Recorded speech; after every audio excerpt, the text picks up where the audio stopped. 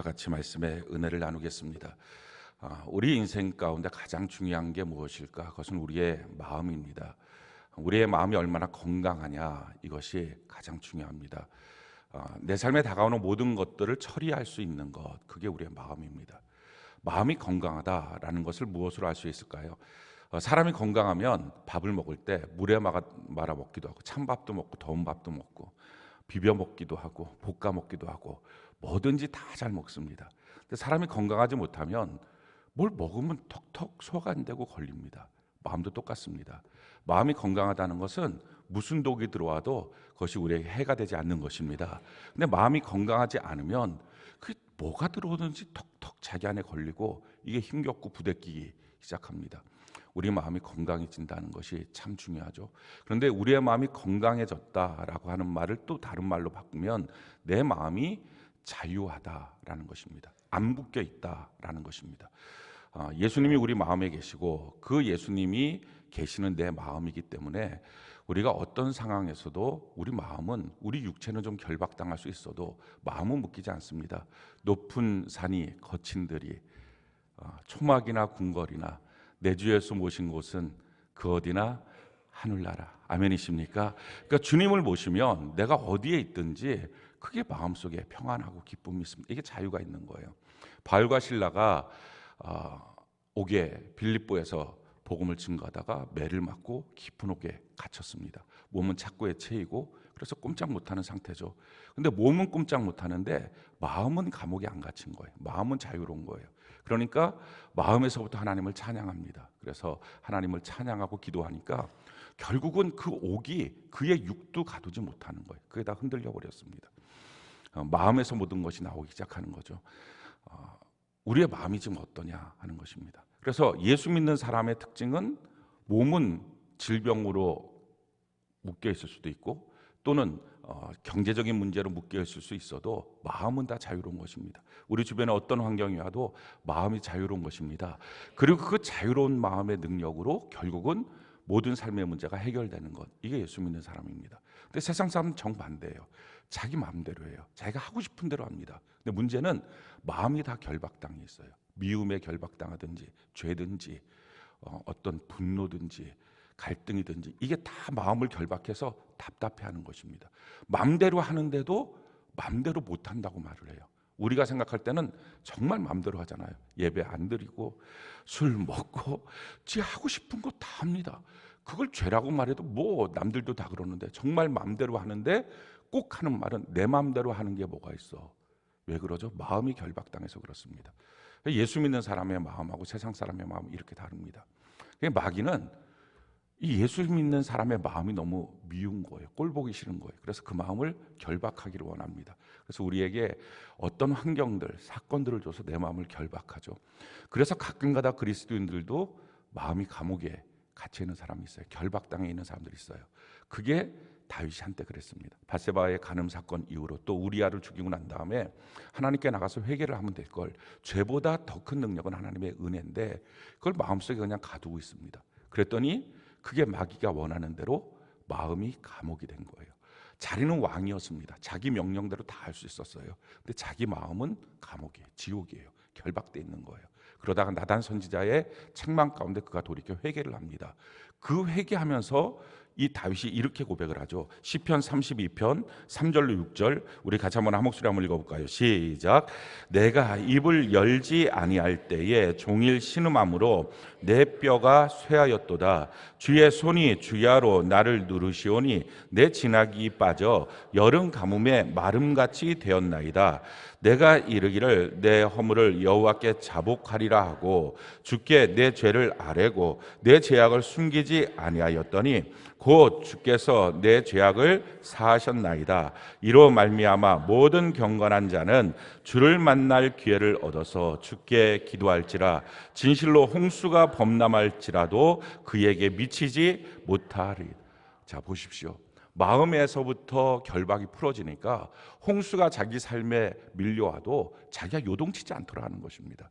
왜 인생이 힘들고 부대낄까요? 마음이 건강하지 못해서 결박당해 있기 때문에 그렇습니다. 이 마음이 자유해지는 것, 이게 필요합니다. 혹시 여러분들 가운데 지금 마음이 결박당해 있어서 힘들고 부대끼고 있다면, 답답하다면 오늘 이 예배 가운데 하나님 앞에 나가서 이 마음에 치유와 자유를 얻는 은혜가 있기를 바랍니다. 우리가 예배 시간을 이렇게 착각하는 경우들이 있어요. 시험 보는 사람들이 있어요. 예배 시간에.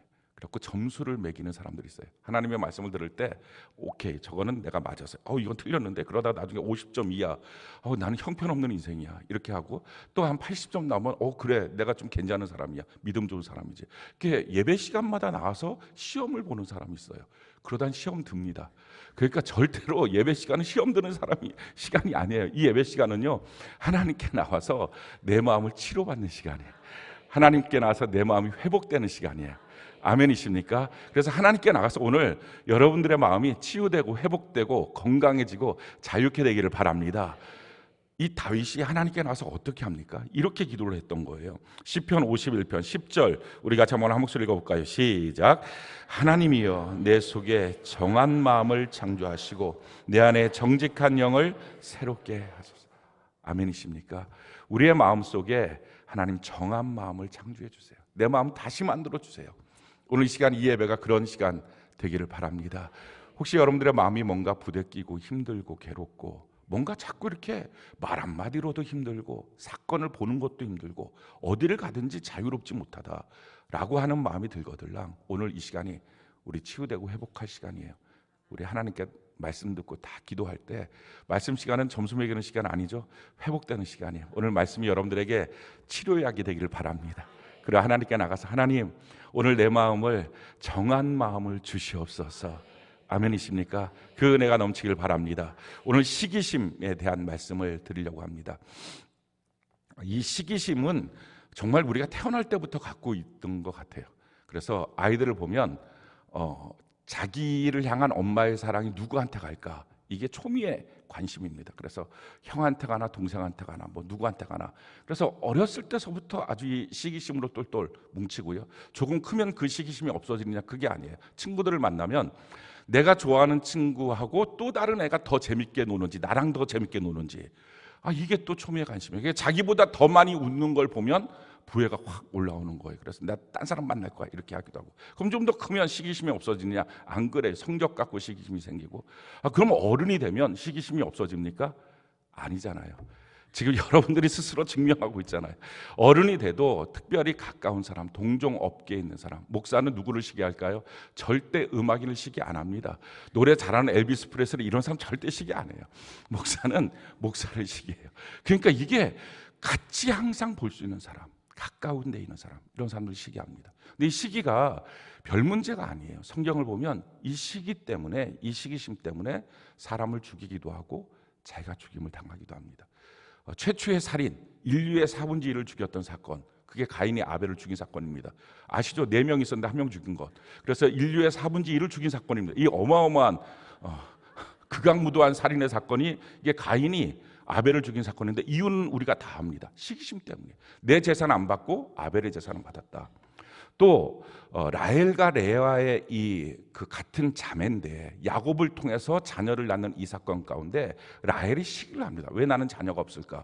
그래서 무리하게 자녀를 낳다가 베냐민을 낳고 결국 자기가 죽습니다. 요셉도 마찬가지예요. 형들의 시기 때문에 그가 팔려가죠.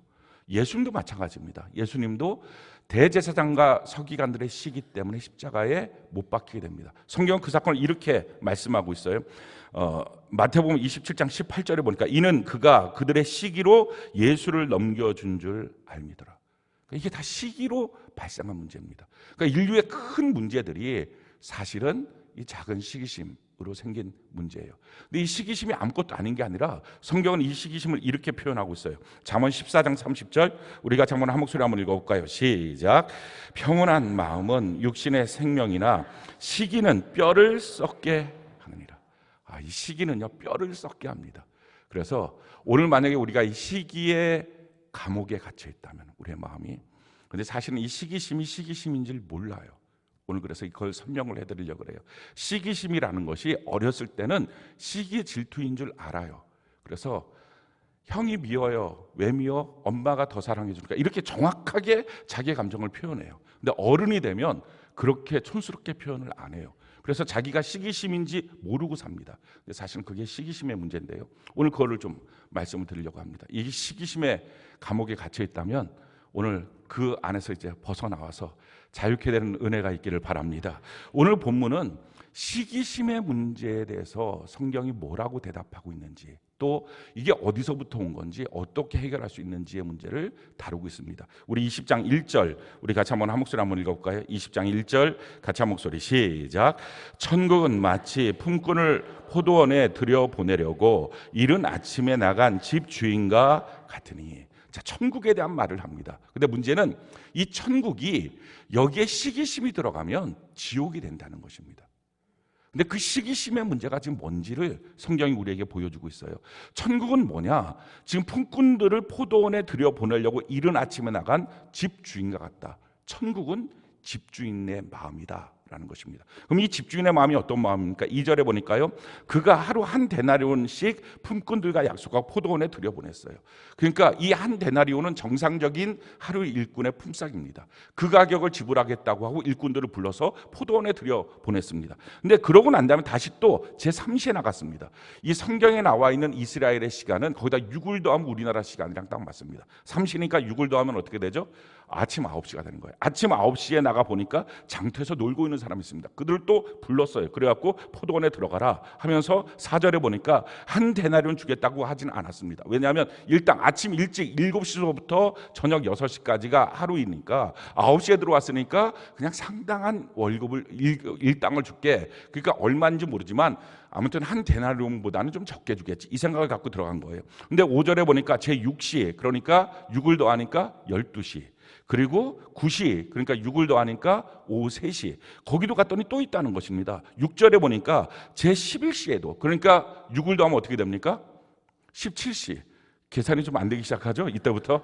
이게 오후 5시예요. 오후 5시에 나갔더니 그때 또 있다는 거예요. 그래서 17시에 11시에 나가 보니 서 있는 사람들이 또 있는지라 이르되 너희는 어찌하여 종일토록 놀고 여기 서 있느냐. 이르되 우리를 품꾼으로 쓰는 이가 없음이니이다. 이르되 너희도 포도원에 들어가라 하니라. 얼마나 감사해요. 지금 1시간만 일하면 되는 겁니다. 그러니까 5시에 들어와서 6시까지 일을 했다 하는 것입니다. 자, 이 천국은 뭐예요? 이런 주인과 같다는 거예요. 그러니까 이 주인은 어떤 사람입니까? 너무 감사한 사람, 너무 착한 사람, 그죠?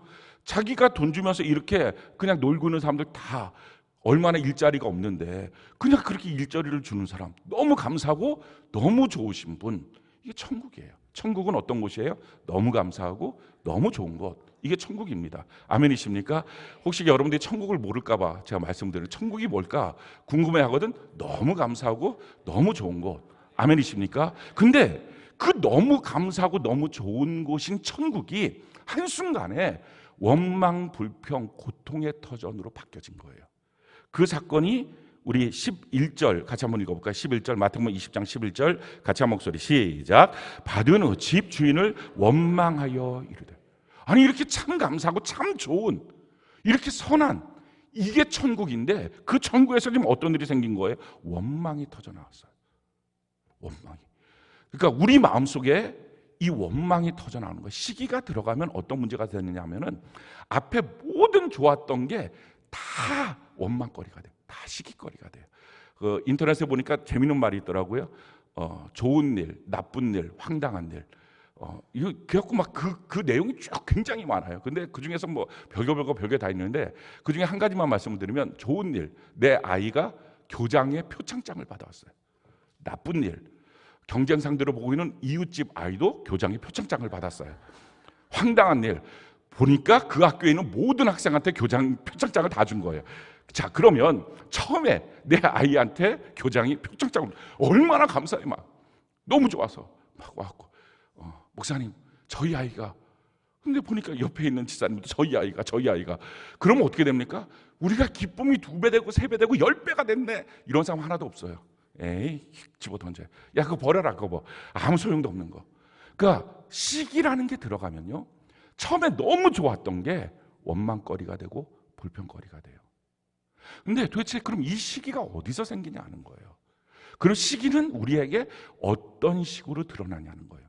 어른이 되면 시기는 시기로 안 나타나요. 그래서 여러분들 마음속엔 다 나는 시기심이 없어 라고 생각을 하겠지만, 사실은 대부분은 시기심이 가득 차 있어요. 그래서 원망이 있는 거예요. 여러분, 모든 원망에는요 시기가 들어가서 생긴 거예요. 우리가 하나님의 자녀잖아요. 하나님 우리를 구원시켜 주셨잖아요. 그러면 그 좋으신 하나님 앞에, 언제나 좋은 것, 언제나 귀하고 감사한 일만 주시는 그분 앞에 내가 인생을 살아가면서 왜 원망도 있고 감사도 있고 그 원망도 있고 불평도 있고 미움도 있고 왜 이런 갈등들이 생깁니까? 이건 한 가지예요. 시기심 때문이에요. 그럼 시기심이라는 것이 도대체 뭐냐? 어떻게 생기느냐? 우리 8절부터 12절까지 한번 읽어볼까요? 8절부터 12절까지 같이 한 목소리 시작.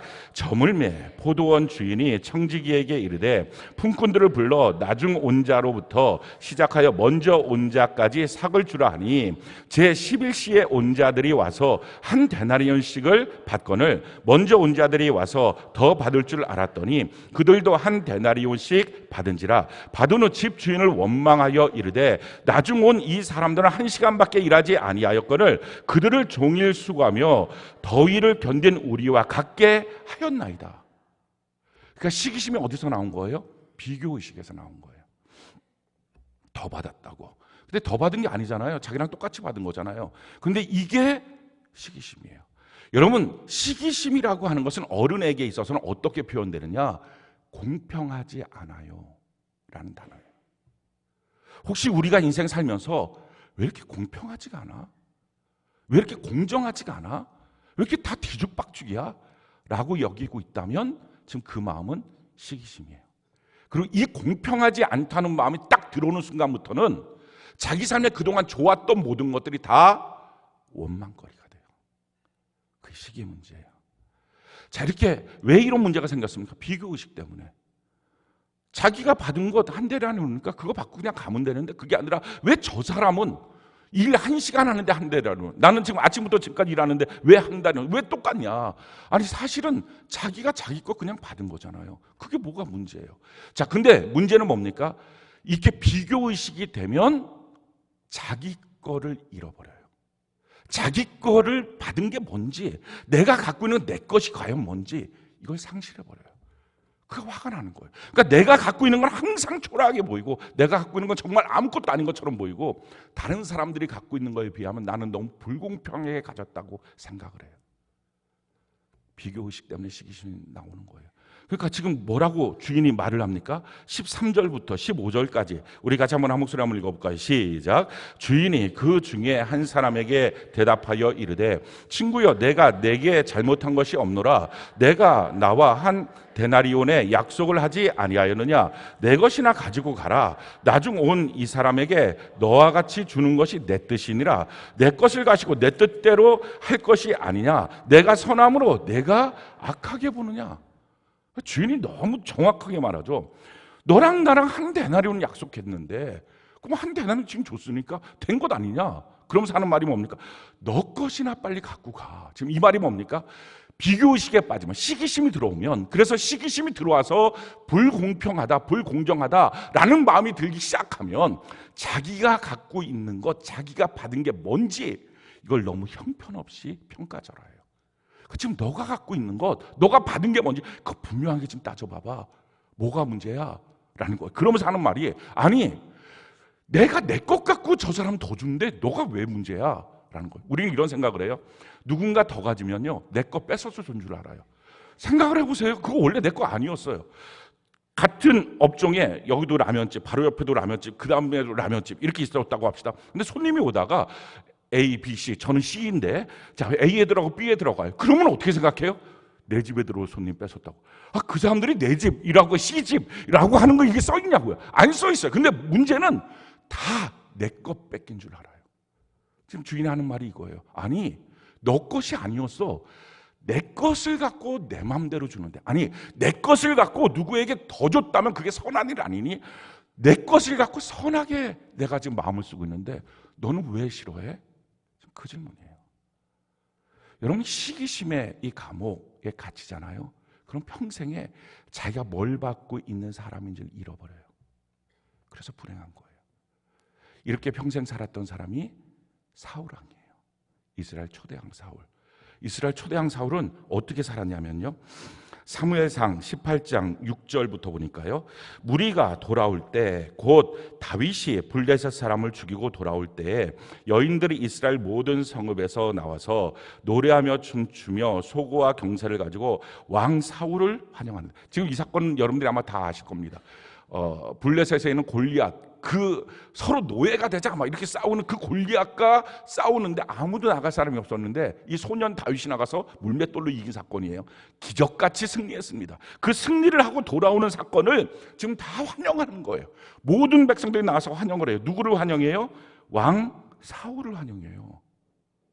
다윗을 환영했던 환영 잔치가 아니었어요. 사울왕이 딱 백마를 타고 오니까 와, 사울 만세 사울 만세 하면서 사울왕을 다 환영하고 있는 거예요. 근데 환영의 내용이 조금 거슬리긴 해요. 뭐라고 했느냐? 지금 우리가 7절에 보니까 이렇게 말하는 거예요. 여인들이 뛰놀며 노래하여. 여인들은 뛰면 안 돼. 이상하게 사고를 쳐. 그냥 조용조용 해야 되는데 이게 여인들이 갑자기 이렇게 막 들뜨기 시작하면 이게 뭐가 문제가 있어요. 여인들이 뛰놀며 노래하여 이르되 사울이 죽인 자는 천천, 다윗이 죽인 자는 만만이다. 이렇게 말을 하는 거예요. 이게 참 놀랍죠. 사울이 천천 죽였다. 여기서 끝났으면 기분 좋은 거예요. 사실 이 자리에서 사울은 아무도 못 죽였어요. 그냥 골리앗 하나 어떻게 다윗이 처리하고 돌아오는 그 전쟁이 이긴 사건인데, 근데 막 백성들 천천 죽였다. 거기서 끝나면 돼요. 근데 문제는 그 다음에 이어진 거예요. 다윗은 만만. 이렇게 해서 이게 뭔가 마음이 속상해지는 거예요. 우리가 꼭 기억해야 됩니다. 하나님은 우리 마음을 연단하세요. 우리 마음에 있는 불순물을 제거하세요. 그래서 하나님의 마음을 담기를 원하세요. 그렇게 하시는 방법이 뭐냐면은 칭찬으로 우리 마음을 연단하세요. 성경이 우리에게 이렇게 말합니다. 잠언 27장 21절, 우리 같이 한번 한 목소리 한번 읽어볼까요? 잠언 27장 21절 같이 한 목소리 시작. 도가니로 은을, 풀무로 금을, 칭찬으로 사람을 단련하시느니라. 지금 이게 사울왕이나 다윗을 욕한 게 아니잖아요. 사울은 한 개도 못 죽였고 맨날 빌빌거리고 다윗은 만만 죽였다. 이게 아니에요. 사울 천천, 단지 다울 만만이라고 했을 뿐이에요. 지금 이게 칭찬을 둘 다 해놓은 것입니다. 근데 칭찬을 했는데 이쪽 칭찬이 조금 더 높은 거예요. 하나님은요, 칭찬으로 우리 마음을 단련하세요. 어느 때는 내가 무대 중앙에서 스포트라이트를 받습니다. 너무 감사한 일이죠. 너무 기쁜 일이에요. 근데 계속 그런 건 아닌 거예요. 어느 날 나라고 하는 사람을 무대 옆쪽으로 놓고 또 다른 사람한테 스포트라이트를 비춰요. 그랬을 때 내 마음이 어떤 마음이냐는 거예요. 하나님 그 마음을 보기를 원하세요. 누군가를 향해서 칭찬해 줄 때 그때 나도 박수 칠 수 있는지, 나만 칭찬할 때만 박수 치는 사람인지, 이 칭찬으로 마음을 연단하시는 거예요. 그때 우리에게 필요한 게 뭡니까? 나의 모든 인생은 하나님의 손에 있습니다. 그래서 누군가를 칭찬할 때 우리가 박수 칠 수 있는 이유는 뭐예요? 내 시대도 주님 손 안에 있다. 너 다음 차례는 나야. 이렇게 믿음으로 고백하는 것입니다. 시편 31편 15절 우리 같이 한번 한 목소리 읽어볼까요? 시작. 내 시대가 주의 손에 있사오니 내 원수와 핍박하는 자의 손에서 나를 건지소서. 내 시대가 주님 손에 있다는 것입니다. 누군가를 향해서 박수 쳐주는 그 시간에 나라고 하는 사람 코너에 몰려있을 때 괜찮다는 것입니다. 또 어느 날 내가 박수침을 받는 사건, 칭찬의 사건이 있겠죠. 근데 그 칭찬의 사건 이후에 또다시 나는 무대 코너에 있고 누군가를 향해서 무대 중간에 세웠을 때 그때 마음이 요동치지 말라는 것입니다. 칭찬으로 우리 마음을 단련하십니다.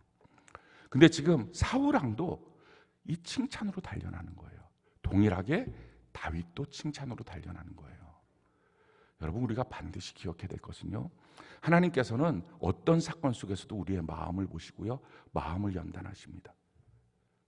다윗은 만만이라고 하는 이 사건 앞에 겸손했어요. 근데 똑같은 상황이 옵니다.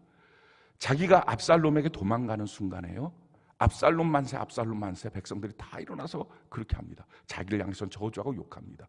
자기가 무대 중간이었어요. 중앙에 서서 다 스포트라이트를 받았어요. 그런데 어느 순간부터인가 자기는 코너에 몰렸어요.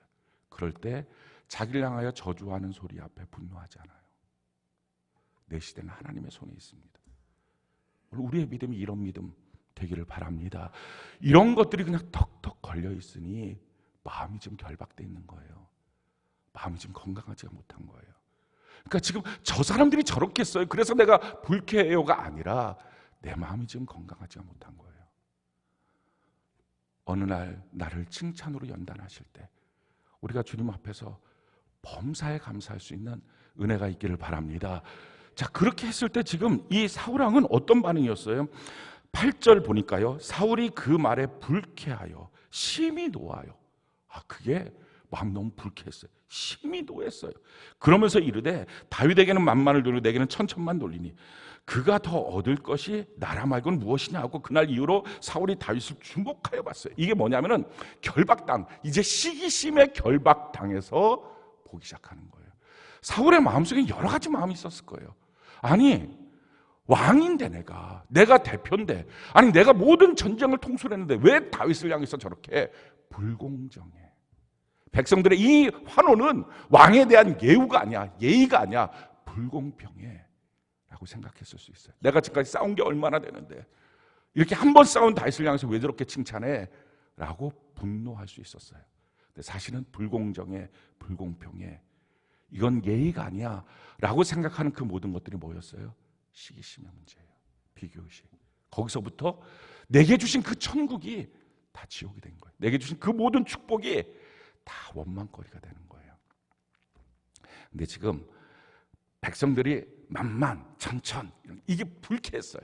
자, 불쾌한 순간에 우리의 마음은 어떻습니까? 저 사람들이 왜 저렇게 말해? 저 사람들은 왜 저렇게 와갖고 환영을 하는데 저런 식으로 환영해? 라고 생각할 수 있어요. 그들의 문제라고 생각하겠지만 그것이 내 귀로 들어와서 내 마음에 들어온 순간부터는 내 문제예요. 전적으로. 그걸 어떻게 내 마음에 건강하게 만들어서 이것을 멋진 작품으로 만들어내느냐, 이건 다 내 문제예요. 그 사람의 문제가 아니에요. 그런데 이게 마음이 건강하지 못하면 그 사람 때문이라고, 그 일 때문이라고 그렇게 말. 아니 그렇게 말하면 뭐가 바뀌어요? 하나도 안 바뀌어요. 내 문제라고요. 더 놀라운 사실은 내가 이렇게 마음속에 무엇인가가 들어왔을 때 불쾌해지고 화가 나고 칭찬으로 나를 연단하실 때 내 마음속이 막 불편해지는 것 가운데는 사실은 내 생각만 있는 게 아니라는 거예요. 이게 조심스러워요. 여기에는요, 귀신이 있어요. 성경이 우리에게 이렇게 말합니다. 야고보서 3장 14절로 16절 우리 같이 한번 한 목소리 한번 읽어볼까요? 시작. 그러나 너희 마음속에 독한 시기와 다툼이 있으면 자랑하지 말라. 진리를 거스려 거짓말하지 말라. 이러한 지혜는 위로부터 내려온 것이 아니요 땅의 것이요 정욕의 것이요 귀신의 것이니 시기와 다툼이 있는 곳에는 혼란과 모든 악한 일이 있습니다. 내 마음속에 시기와 다툼이 일어났어요. 마음이 너무 불편해요. 자, 이 불편한 마음이 내 생각이 아닌 거예요. 이 불편한 마음이 그로 말미암아 생긴 일도 아닌 거예요. 그가 말한 것이 내 안에 들어오는 순간부터는 내 문제예요. 그 내 문제 안에 지금 뭐가 들어온 거예요? 귀신이 들어왔다는 거예요. 우리가 여기서 분별해야 됩니다. 이게 지금 내 마음속에 귀신이 들어왔구나. 그래서 실질적으로 사울이 다윗을 향하여 시기의 눈으로 그를 바라보기 시작할 때부터 뭐가 작용했다는 거예요? 우리 10절을 같이 한번 읽어볼까요? 사무엘상 18장 10절 우리 같이 한번 한 목소리 한번 읽어봅시다. 시작. 그 이튿날 하나님께서 부리시는 악령이 사울에게 힘있게 내림. 자, 거기까지요. 정말 귀신의 역사가 있었어요. 그래서 분별해 봐야 돼요.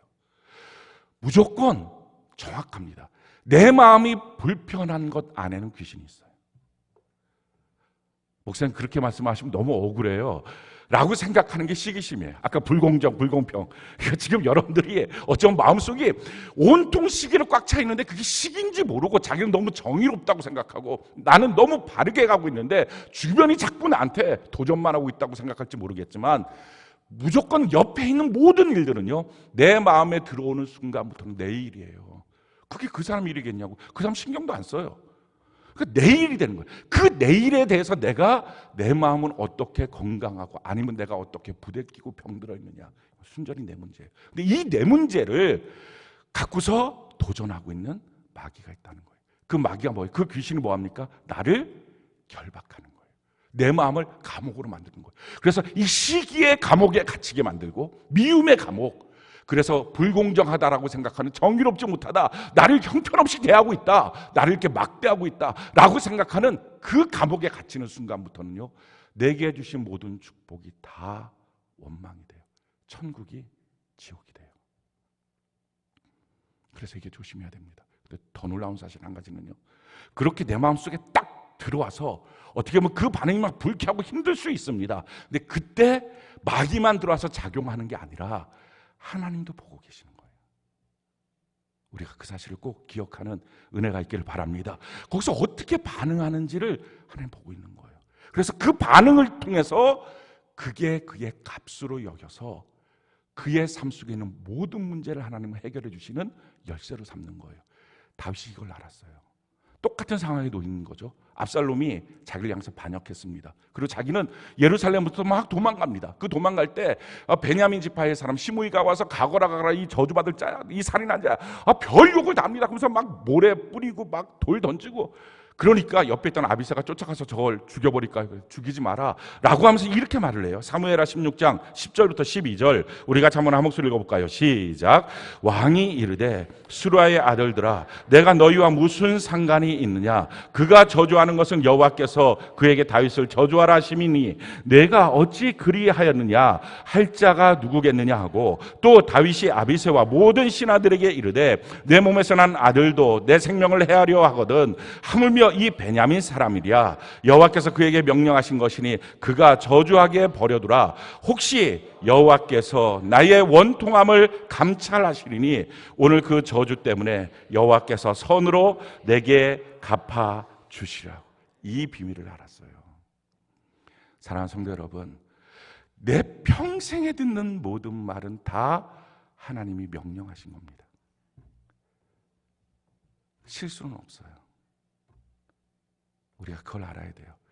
그래서 그러면 왜 저 사람이 이런 말을 할 때 하나님이 그렇게 하도록 명령하셨을까? 하나님 보시는 반응이 있다는 거예요. 거기서 내가 하나님이 명령하셨으니 난 받을 거야. 그 저주, 그 비난 나 받을 거야. 그러면서 이렇게 말하는 거예요. 그것을 통해서 나의 이 억울하고 원통한 삶을 하나님이 역전시켜 주실 거야. 값이 있어야 될 거 아니에요. 값이. 그게 하나님의 계획이라는 것입니다. 그러니까 내가 누군가에게 무슨 말을 듣고 내가 어디서 무슨 일을 당하는 일들은 하나님이 모르는 사이에 야 나도 몰랐다, 야 미안하다, 야 내가 잠깐 졸았다, 그렇게 하시는 하나님이 아니잖아요. 아시는 하나님. 그러면 아시는 선하신 하나님이 그렇게 하셨다면 그 가운데서 그래요 하나님, 내가 하나님을 신뢰합니다, 이렇게 하신 것이 하나님의 뜻 안에 있다면 나는 여기서 하나님이 기분 좋아하는 대로 반응하겠습니다. 믿음의 반응을 하라고요. 이건 똑같아요. 신약에 와서도 똑같은 상황이 있어요. 자기 딸이 귀신 들렸어요. 그럴 때 예수님 앞에 찾아 나옵니다. 마가복음 7장 25절로 29절 우리 같이 한번 한 목소리 한번 읽어볼까요? 시작. 이에 더러운 귀신 들린 어린 딸을 둔 한 여자가 예수의 소문을 듣고 곧 와서 그 발 아래 엎드리니 그 여자는 헬라인이요 수르보니게 족속이라 자기 딸에게서 귀신 쫓아내 주시기를 간구하거늘. 맞나요? 예수께서 이르시되 자녀로 먼저 배불리 먹게 할지니 자녀의 떡을 취하여 개들에게 던짐이 마땅치 아니하니라. 여자가 대답하여 이르되 주여 올소이다마는 상 아래 개들도 아이들이 먹던 부스러기를 먹나이다. 예수께서 이르시되 이 말을 하였으니 돌아가라, 귀신이 내 딸에게서 나갔느니라 하시며. 지금 자기 딸 귀신 들렸으니까 와서 고쳐주세요 했더니 예수님의 반응이 그래 알아서 고쳐줄게, 야 안수해줄게, 이런 반응이 아니었어요. 그게 반응이 어떤 반응입니까? 야 너한테 안 줄 거야, 나는 내 아들 딸들한테 줄 거야, 걔들한테 줄 게 없어. 이렇게 모욕적입니다. 근데 그 모욕을 당한 그 여인이 올소이다 주님, 이 말 얼마나 힘들었을까요? 누군가 나에 대해서 함부로 말해요. 누군가 나에 대해서 함부로 평가해요, 비난해요. 자, 그 말을 들을 때 올소이다 주님, 한번 따라해 봅시다. 이거 우리가 한번 이거 지금 연습이 필요해요. 자, 올소이다 주님. 다시 한번 올소이다 주님. 이게 보통 어려운 게 아니에요. 지금은 아무것도 없으니까 그냥 올소이다 주님 되지만 그때만 되면 불공정하나이다 주님, 말도 안 되나다 주님, 저 인간을 때려 죽여 주시옵소서, 이를 부러뜨려 주시오, 별게 다 튀어나와요. 그러지 말고 올소이다 주님이라고 고백하는 거예요. 그러면서 그런데 내가 개라면 개입니다. 주님이 뭐라 그러든 상관없습니다. 내가 저주받아야 될 자라면 그렇게 받겠습니다. 아니 그들이 나를 이렇게 평가한다면 나는 그런 평가 그냥 받겠습니다. 그렇지만 내게도 주님 은혜 주세요. 너무 놀랍죠? 그때 주님이 이렇게 말씀하시는 거예요. 예수께서 이르시되 이 말을 하였으니 기다리고 있었어요. 누군가 내게 말을 주고 그 말이 내 마음에 불쾌감이 되고 내가 그 말 때문에 막 불공정하다고 여기고 나를 어떻게 이렇게 함부로 대, 나를 알지도 못하면서 막 이런 어떤 마음속에 분노, 미움들이 막 터져 올라올 때 주님이 내게 기다리고 있는 말이 있는 거예요. 세상 사람과 똑같이 말하는지 예수를 모신 사람으로 말하는지 옳소이다 주님, 이 모든 말들은 주님이 내게 명령하신 것이니 내가 감사함으로 듣겠습니다. 하나님, 내가 이렇게 하고 있는 이 일을 통해서 나의 삶을 역전시켜 주옵소서. 옳소이다 주님 하고 고백하니까 내가 그 말을 하였어요. 그거 기다렸던 거예요. 그 다음에 너의 딸의 귀신이 떠나갈 것이다. 우리 문제 해결해 주시는 것 값이 있어야 되잖아요. 그게 하나님이 보시는 값이에요. 그러니까 내게 어떤 사람들의 어떤 일들이 터져 나올 때 그때 마귀도 내 마음속에 씨를 뿌려놓습니다. 마귀적인 것을 만들어내요. 불쾌하게 만들어요. 근데 그 순간에 우리 주님도 우리 인생의 문제를 해결하기 위해서 보시는 게 있다는 것입니다.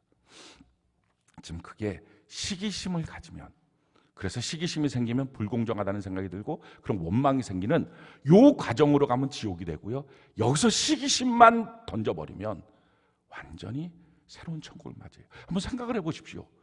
만약에 사울왕이 지금 이 사건 속에 시기심이 없었다라면 얼마나 천국이에요. 이 날이 얼마나 기쁜 날이에요. 블레셋하고의 전쟁에서는 이겼어요. 골리앗을 이겼어요. 거기다가 골리앗을 이겨버린 민족의 영웅이 자기 사위예요. 난 이런 거 해보고 싶어요. 몰라요. 아들은 없어서 사위만 있으니까 그건 뭐 사위 뭐 이렇게 할지 모르지만 사울왕은 아들도 있어갖고 이게 좀 마음이 두 가지로 갈라서 이러는지 모르겠지만 아무튼 이렇게 복된 날이 어디 있어요? 이렇게 좋은 날이 어디 있어요? 최고 좋은 날이에요. 이렇게 멋진 사람이 사위 됐고 또 이렇게 멋진 승리의 날이 내게 온 거예요. 시기심만 없으면. 시기심이 들어갔더니 그날이 지옥이에요. 내 가정에 하나님의 기적을 일으키는 날은요, 시기심이 들어가는 것만 빼놓으면 그날이 기적이에요. 하나님은 내 가정을 바꾸십니다. 내 삶을 바꾸십니다. 하나님의 역사가 일어나게 하십니다. 우리의 인생의 사업장이라든지 내 자녀든지 모든 것 다 마찬가지예요. 그 순간에 시기심만 없어지면, 나는 시기심 없는데요, 마음속에 있는 불공평, 불공정, 예의가 아니고 불쾌한 마음들, 이게 다 사실은 시기심의 뿌림에서 나온 거예요. 이것만 없어지는 순간이 되면 그날이 기적의 날이에요. 그날이 구원의 날이에요. 저는 여러분들이 회복의 역사가 있는 은혜가 있기를 바랍니다. 자, 그렇다면 어떻게 시기심을 뽑아낼까 하는 거예요. 이게 잘 안 뽑히니까 문제잖아요. 시기심 뽑아내는 방법 두 가지가 있어요. 이 두 가지가 다 있어야 됩니다. 첫 번째는요, 하나님이 누구신지를 아는 거예요. 하나님은 나의 창조주십니다. 아멘이십니까? 하나님 나를 만드셨습니다. 전무후무하게 만드셨어요. 유일무이하게 만드셨어요. 나 같은 사람은 전 세계 아담 이후로 지금까지 나 혼자예요. 앞으로도 나 같은 사람 절대 없어요. 여러분들도 여러분 같은 사람, 여러분들이 유일해요.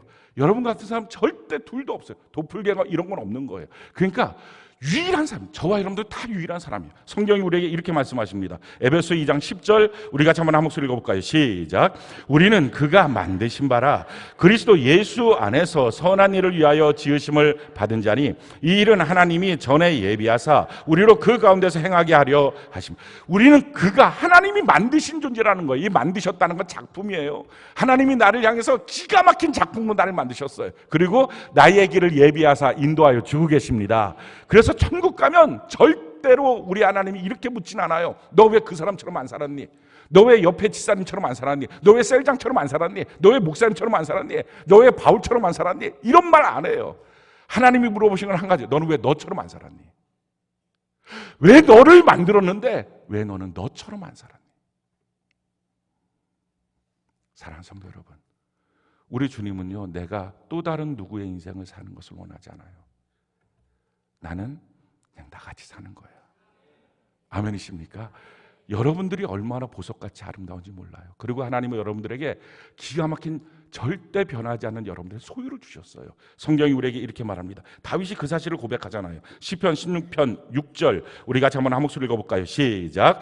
내게 줄로 재어준 구역은 아름다운 곳에 있으며 나의 기업이 실로 아름답. 여러분들 안에서 하나님이 주신 것들이 뭔지를 잘 살펴보십시오. 다른 사람과 비교하지 말고요. 내게 주신 게 뭔지, 너무 아름다운 것들을 주님 주셨어요. 이걸 발견해 보시기 바라요.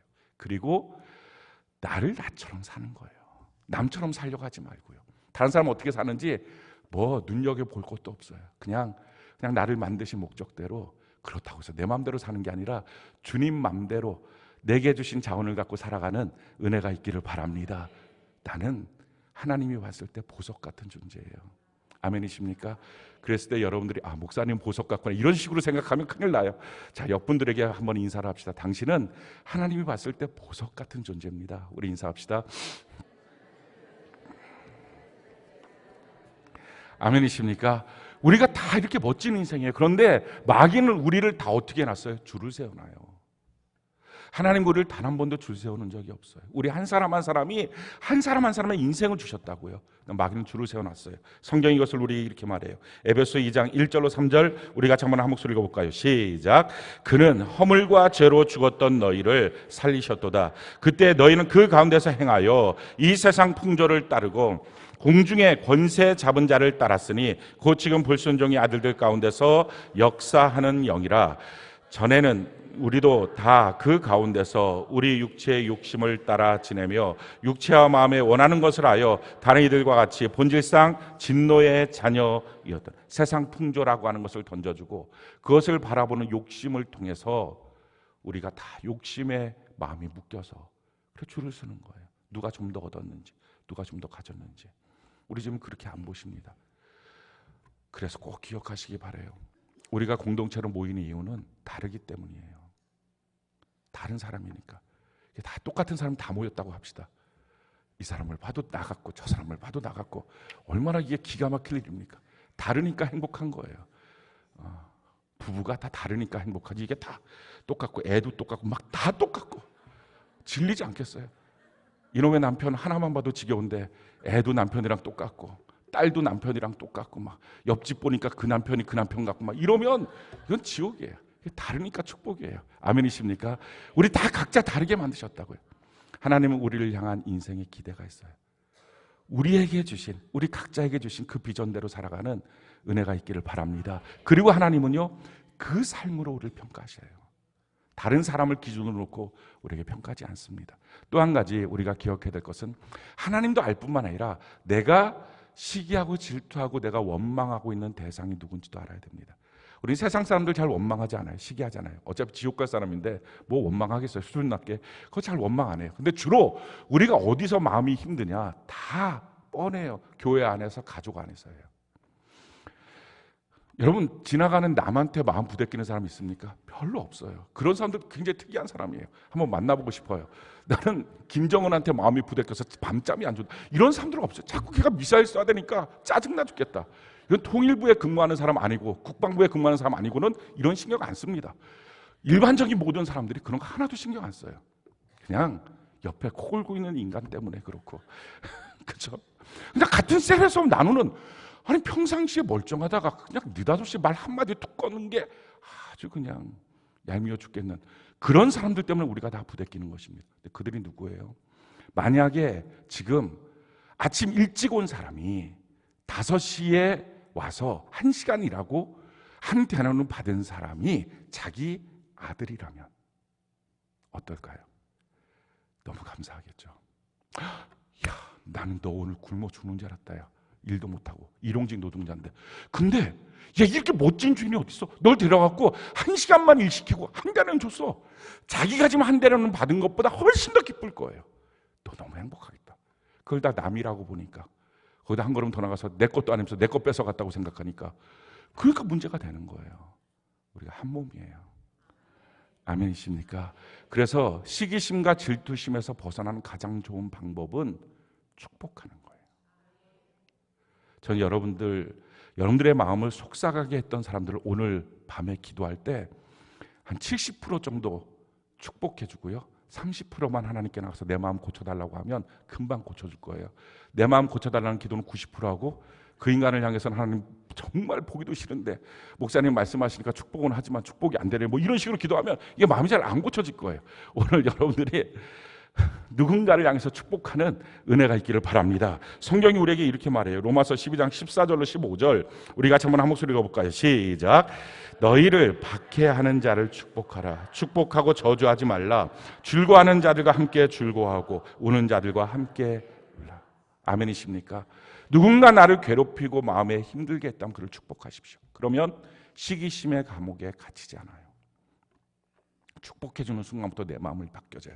그리고 그가 한 형제라고 하는 사실이 깨달아지기 시작합니다. 또 한 가지는요, 즐거워하는 자들과 같이 즐거워하고 우는 자를 같이 우십시오. 우리가 이거는 좀 쉬워요. 우는 자를 같이 우는 거. 아유, 속상하겠구나. 아유, 어떻게 하면 좋니? 이런 건 좀 쉬워요. 왜냐하면 집에 가서 그 사람 그렇게 힘들었대. 아이고 참, 우린 그래도 행복한 거야. 이렇게 말하니까 이게 훨씬 쉬워요. 근데 누군가 너무 즐거워할 때 같이 옆에 가고서 와, 너 진짜 좋겠다. 이게 잘 안 되는 거예요. 그날은 집에 빨리 가고 싶고 말하고 싶지 않고 배가 아프고 괜히 배가 살살 아프고 그래서 아픈 것도 이것저것 생기고 아니에요. 정말 우리가 행복하게 사는 비결은요, 우리 평생에 우리 인생에 다가오는 기쁨의 순간이 얼마나 됩니까? 여러분 1년 내내 중에서 기쁜 것, 정말 좋은 것 그거 며칠이나 됩니까? 며칠 안 돼요. 그날만 기뻐하면 어떻게 항상 기뻐할 수 있어요? 그런데 다른 사람의 모든 기쁨도 내 기쁨이다. 이렇게 막 즐거워하는 자가 같이 즐거워하면 기쁠 일이 훨씬 더 많아져요. 저는 여러분들이 그래서 교회 안에서 영적 리더의 자리에 있지 않더라도 그 마음은 다 가졌으면 좋겠어요. 왜 그러냐면은 목사의 마음을 가지면 누가 차를 사요. 내 차보다 좋은데? 한 번도 없어 그런 마음. 그냥 가서 축복해달라면 축복해주고 감사하고 차 샀대 너무 좋아 박수 쳐주고 집 샀대 그럼 막 박수 치고 그렇지 너는 집사야 막 이러면서 막 박수 쳐주고 되게 좋은 거예요. 그게 누가 뭐 월급이 올랐다고 막 박수 치면 너무 좋고 내일 같고 왜? 어차피 다 기도했던 거니까 이 영혼들을 위해서 다 기도했는데 기도의 응답이다 너무 좋아하고 누가 슬프다면 슬프고 여러분 이게 영적 리더의 마음이에요. 영적 리더는요 자기 성도들 놓고 시기하거나 질투하지 않아요. 나보다 배가 들어왔다 이런 건 내가 시기하겠어요? 시기하지 않아요. 그냥 뭐 감사하고 내가 봤을 때 내가 제일 잘생겼으니까 뭐 시기할 일도 별로 없어요. 여러분들이 독일을 하든 말든 상관없어요. 저희 집사람이 저보고 요즘에 지창욱을 닮았다고 얼굴 골격이 그렇다고 얘기를 하는 거예요. 예전에는 저 권상우 닮았다 그랬어요. 뭐 아무튼 제가 봤을 땐 저 닮았다고 하는 사람들을 요즘에 좋아하고 있는 것 같긴 해요. 그냥 자기가 좋아한다는 말을 들으니까 이게 당신과 닮았다. 그럼 또 내가 기분 좋아하니까. 어찌됐든 여러분 그 마음을 꼭 가지시기 바라요. 그러니까 내가 영적 리더다라고 하는 마음 갖고 나의 세런들, 그러니까 우리 같이 있는 세런들을 위해서 기도해 주시기 시작해요. 그러면 그들의 기쁨과 행복이 내 기쁨이 돼요. 그러면 1년 365일 기쁜 날이 끊임없이 있어요. 우리 그렇게 행복한 삶을 사는 은혜가 있기를 바랍니다. 근데 가장 중요한 게 있어요. 오늘 예수님이 마지막 이 말씀을 포인트로 주신 거예요. 우리 16절 볼까요? 16절 마태복음 20장 16절 우리 같이 한번 한 목소리 읽어봅시다. 시작. 이와 같이 나중된 자로서 먼저가 되고 먼저 된 자로서 나중되고 이게 예수님의 말씀의 포인트입니다. 이게 무슨 말이냐면 너가 지금 누군가를 향해서 시기하고 질투하고 있니? 마지막 날이 되면 그 사람은 너 눈에 보이지도 않을 거야. 근데 너가 지금 아무것도 아닌 거라고 생각하고 있는 그 사람이 너보다 훨씬 앞서 있을 거야. 그 말이에요. 여러분 시기심, 질투심이라고 하는 말은 우리가 속상해하고 힘들어하는 것, 부대껴 하고 있는 것은요 사실은 내가 너무 갖고 싶은 거예요. 내가 별로 관심도 없는 거는요 시기심, 질투심도 없어요. 소, 닭 보듯이 삽니다.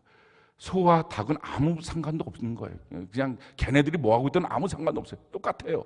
우리도 그러니까 내가 갖고 싶은 거를 그가 가져야지 시기가 나오지 그냥 내가 갖고 싶은 게 아무것도 일도 아닌 거예요. 그럼 그거 아무리 많이 가져도 아이고 힘들겠다 이렇게 하고 지나가지 이게 시기심, 질투심이 안 나와요. 그러니까 내 마음에 무언가를 시기하고 질투하고 있다면 내가 그거를 원하는 거예요.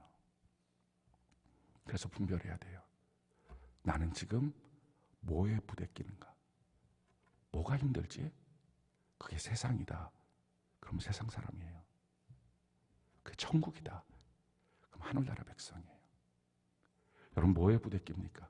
그러니 우리가 이 땅을 살아가면서 세상적으로 많이 가진 사람을 보면서 막 시기질투를 했는데 마지막 날 보니까 그 사람들은 어디 있는지 아무것도 지옥 같다는 거예요. 그런데 내가 봤을 때 별로 신경도 안 썼던 사람, 그렇게 부러워하지도 않았던 그 사람은 나보다 훨씬 더 앞서 있는 사람이 될 거다라고 하는 말이에요. 그래서 우리에게 지금 도전하고 있는 말씀이 뭡니까? 너는 무엇을 시기하고 있니? 그 질문이에요. 여러분, 우리가 구원의 확신이라는 말을 합니다. 이 구원의 확신은 뭐예요? 나 천국 간다는 확신이에요. 아멘이십니까? 여러분, 구원의 확신과 천국 간다는 확신이 다른 건 아니죠? 맞죠? 구원의 확신이 있다는 것은 내가 구원받았다, 내가 하늘나라의 백성이다, 이 땅에 살고 있지만 난 천국 가는 사람이다, 그 확신이에요. 자, 천국 가는 사람이에요, 우리가 다. 그러니까 천국 가는데 이렇게 한번 생각을 해보자고요. 우리가 한 달 후에 이사를 가는 거예요. 다 한번 상상을 해봐요. 내가 한 달 후에 이사를 가요. 그러면 어떨까요? 지금 살고 있는 집에 대해서 제일 첫 번째 어떤 생각이 들죠? 마음이 떠요. 거기 마음 둡니까? 한 달 후면 갈 건데 마음이 떠요. 두 번째 뭡니까? 절대로 거기다 비용을 지불하지 않아요. 벽지가 찢어져요. 야, 테이프를 붙여, 그거를 찢어진 걸 뭐 어떻게 한 달이면 가는 거야. 그렇게까지 그거를, 야, 벽지 새로 하자, 장판 새로 깔자, 이렇게 안 해요. 한 달이면 이사 가니까. 그러니까 이사 간다, 한 달이면 내가 이사 간다라고 한다면, 근데 이사 가는 그 집이 지금 이 집보다 훨씬 좋아. 성경은 황금집이래. 그러니까 황금집으로 내가 이사 간다면 지금 여기에 뭐가 마음이 있겠냐고. 마음 안 두겠죠. 여기에다가 비용 지불 안 해요. 그러니까 성경 말씀 그대로 하늘에다가 나의 보화를 쌓아두겠다, 이 땅에서 재물과 하나님 겸하여 섬기자. 이건 너무 간단하고 단순한 거예요. 이게 갈등하고 있으면 뭔가 이상한 거예요. 근데 만약에 나 천국 가는 사람이야, 구원의 확신이 있어, 근데 이 사람이 벽지 새로 하자, 여기서 벽지 찢어, 마음에 안 들어, 벽지 새로 하고, 뭐 갖고 소품을 사면 다 지금 그 집에 올린 걸 소품을 사요. 그러면 주변 사람들이 와서 너 이사는 가니? 이거 물어보지 않고 너 이사는 가니? 넌 예수 믿니? 너 천국 가는 사람 맞니? 이거 물어보지 않겠어요? 근데 그때마다 이 사람이 균형 잡히게 살아야지, 거기서 살 것도 준비하지만 여기서 사는 것도 잘 살아야지, 이런 이상한 사람 봤습니까? 균형 잡히는 게 아니죠. 지금 여기서는 뭐예요? 사는 게 아니라 이사 갈 거 준비하는 거예요. 그래서 뭐 하는 거예요? 버릴 건 버리고 가져갈 건 가져가고, 이거 하는 거. 설사 어디 갖고 소품을 사도 거기 가서 어울릴 거를 사지 여기서 어울릴 걸 사겠냐고요. 이사 갈 거 뿐만 아니라 내가 무엇인가 물건을 하나 사요, 가전제품을 사요. 그러면 언제 배달합니까? 이사 가는 날 배달하겠죠. 여기다 배달 안 하죠. 이거 짐이니까 다. 그러니까 이해가 안 돼요? 여러분들 한 번도 이사를 안 해봤어요? 이 사람들이 가끔 가다 보면 뭔가 자기한테 불리하면 이해가 안 되는 표정 짓고 있는데 그렇게 우리 인생 살지 맙시다. 이게요, 그게 자기가 이사를 간다고 하면 내가 뭔가 가전제품 하나를 사요. 냉장고 큰 거를 하나 샀어요. 그러면 지금 배달을 받겠냐고요. 배송을 안 받죠. 이사 갈 그곳에 그날 이사 가는 날에 배달을 받겠죠. 왜? 이게 다 짐이니까. 그런데 지금 여기에 차곡차곡 채우는 인생을 살고 있다면 그 사람은 천국을 잃어버린 사람이에요. 우리의 시기와 질투가 여기에 머물러 있다면 천국을 잃어버린 거예요. 여러분, 천국은 누가 가요? 예수 믿으면 천국 가죠. 이렇게 말하죠. 그럼 예수 믿는 사람은 누구예요? 천국 가는 사람이에요. 그런데 예수 믿으면 천국 가는데 그 천국 가는 사람은 반응이 어떤 반응이 나온다고요? 성경이 말해요.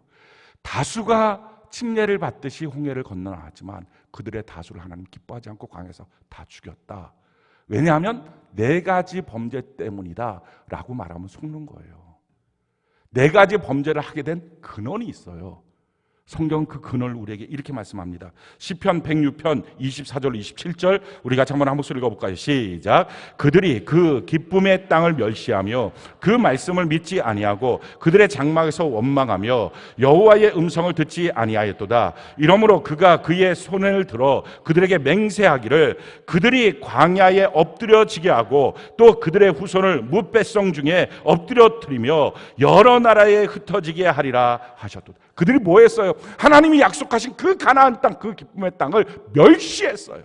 마음에 두지 않았어요. 장막에서 원망만 했어요. 하나님이 주시는 그 땅에 대한 꿈을 상실할 때 그들은 광야에서 다 죽었어요. 천국 누가 가요? 천국을 항상 생각하는 사람. 누가 천국을 못 가요? 천국에 대한 꿈을 잃어버린 사람이에요. 그래서 묻습니다.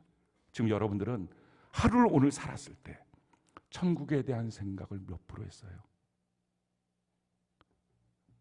예수 믿는다고요. 교회 다닌다고요. 오베데돔 나왔다고요. 예배 드린다고요.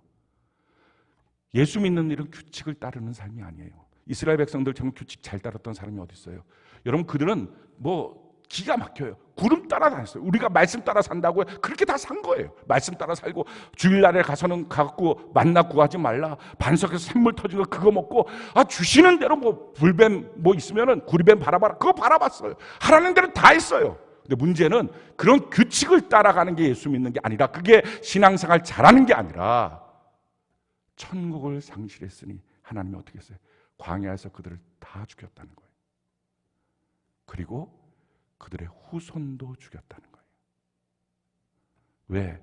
집에 가서 자녀들과 천국을 나누지 않아서예요.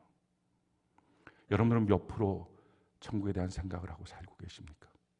예수 믿고 구원받았으면, 나 천국 가는 게 너무 분명하다면, 한 달 후에 이사 간다면, 그럼 맨날 그 생각만 나겠죠. 만약에 그 생각이 안 난다 그러면 이 사람 이사 가는 사람 맞습니까? 틀리잖아요. 정말 천국 가는 사람, 구원에 확신이 있다면 날마다 천국만 생각할 거예요.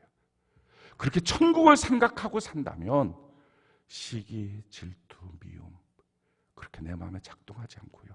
천국만 생각하고 산다면 어느 순간 악한 마귀가 내 마음에 씨를 뿌려서 불쾌하게 되는 순간이 됐을 때 주님이 원하시는 그 말을 할 수가 있어요. 그 능력이 나와요. 이 땅을 생각하면 억울해서 그게 안 나오고요. 불공평하다고 생각해서 그게 안 나오는 거예요. 사랑하는 성도 여러분, 여러분들에게 천국 몇 프로입니까?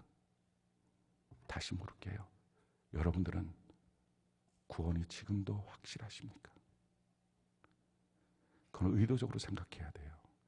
우리는 보는 것에 너무 민감해서 천국 생각 잘 못해요. 그래서 의도적으로, 우리가 이번 주 말씀처럼 의도적으로 안일해지지 말고 믿음으로 더 달려가고 항상 준비된 자세로 그렇게 달려가는 은혜가 있기를 바랍니다. 우리 모두가 천국 가는 공동체. 그래서 우리가 모일 때마다 천국 얘기 한 번씩은 해야 돼요. 일주일에 한 번씩 모일 때마다. 여러분, 함께 가야 되는 거잖아요. 우리가 예수 믿는 사람들이, 이게 어차피 사람들은요 함께 하게 돼 있어요. 예수 믿는 사람들과 함께 있든지 세상 사람과 함께 있든지 둘 중에 하나예요. 예수 믿는 사람과 모여서 뭐래요? 천국 얘기를 하는 거예요. 그러면 내가 잠깐 잊어버려도 계속 그렇지, 나 천국 가는 사람이지, 다시 생각하고 이거 해야 돼요. 근데 세상 사람들은 천국 얘기 안 하니까 자꾸 거기에만 섞여 있으면 그럼 지옥 가는 거예요. 천국을 잃어버려서. 그런데 제일 큰 악은 뭐예요? 교회 나와서 성도들끼리 모여서 애는 어떻게 했고, 성적은 뭐야, 어디 가서 뭐 하고 있어, 무슨 대학 가, 세상 얘기하고 천국 얘기를 안 하는 사람, 이게 암이에요. 그럼 교회 나올 이유가 없어요. 셀에 모일 이유가 없어요. 그래서 셀에 모여서 삶을 나누지 말고 말씀을 나누고 천국을 나누라는 이유가 이것입니다. 여기밖에 없으니까. 거기서만 우리는 천국 얘기를 할 수 있으니까. 우리 모여서 항상 천국 얘기가 풍성해서 우리 머릿속에 제 꿈은 한 90% 이상 여러분들이 다 천국으로 차 있으면 좋겠고, 그게 많으면 많을수록 세상에서 시달릴 게 없어요. 세상에서 뭐가 시기와 질투가 나겠어요. 냉장고 큰 거 가지면 아이고 힘들긴 하겠다 이런 생각이 들지, 그거 거기다 뭘 채워놓기도 힘들고, 냉장고 조그만해야 조금 채워놔도 많이 있는 것 같고, 먹으면 또 기분 좋고, 또 새 거 갖다 채워놓고 이렇게 사는 거지. 아니 뭐가 그렇게 그러냐고요. 우리 그렇게 살지 말고 영원한 천국을 바라보며 살아가는 저와 여러분들 되는 은혜가 넘치기를 예수님 이름으로 축원합니다.